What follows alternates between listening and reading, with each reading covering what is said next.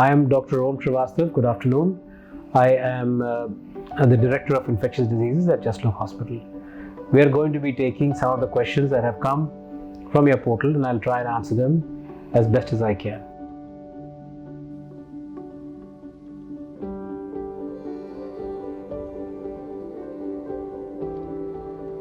That's something we'll know only when it gets to be 30 degrees and temperatures above that. There is a general perception that heat may be detrimental to the spread and the growth of the virus, but it's a theoretical perception. We will know how the virus behaves exactly only when the temperatures in the country become in the range that is being discussed.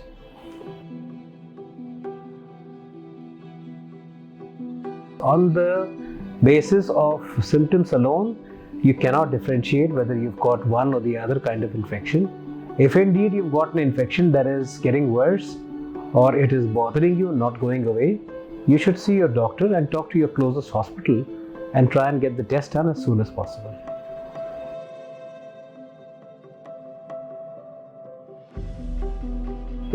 It's unlikely to be a false positive. The technology that is being used right now, the multiplex PCR, is a very sensitive technology. There is a very small gap, I think it's about 3% or 4%, where you are not going to be able to give the result as accurately as is required, but that's an acceptable percentage of not being 100%. So it's a fairly sensitive test. So chance of a false positive is pretty unlikely. A false negative also is pretty unlikely.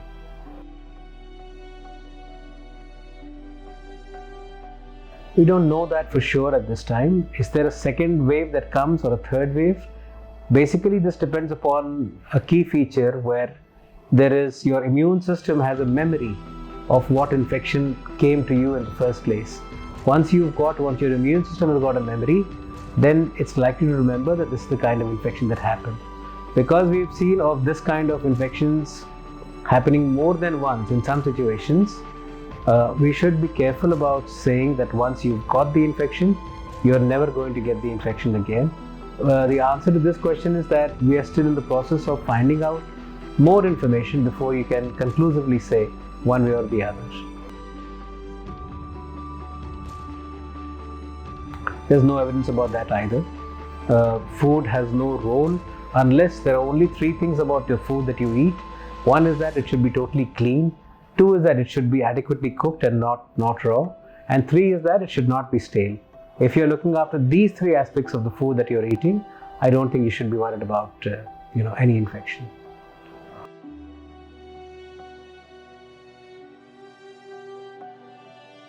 So asthma, like any other condition, which is it's something that goes on for a few years. It affects you for a few years or number of years. You need to ensure that your asthma is under control, you're taking the right kind of medications, and that you're getting tested for where you are by your doctor, just so that you are not in a state where once there is an infection, the asthma gets worse, or the other way around. The asthma gets worse and puts you at a higher risk for the infection. So you'll need to be aware that this is how you are controlling the extent of your illness. Once you've got that, your risk is not zero, but it is as low as possible.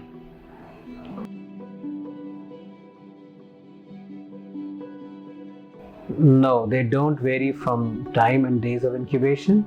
The result is mostly what is called a throat swab.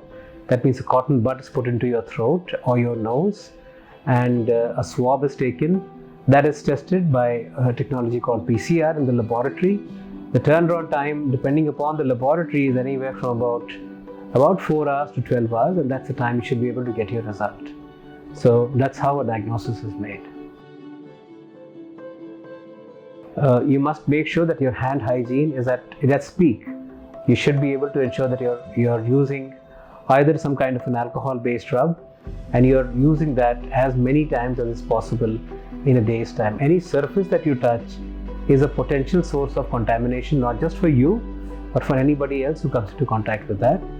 Please rely on authentic information. Do not get informed partially about something that is going to drive you into anxiety. There is no place for anxiety. You should be aware, you should be informed, and you should not be alarmed. All the best and thank you.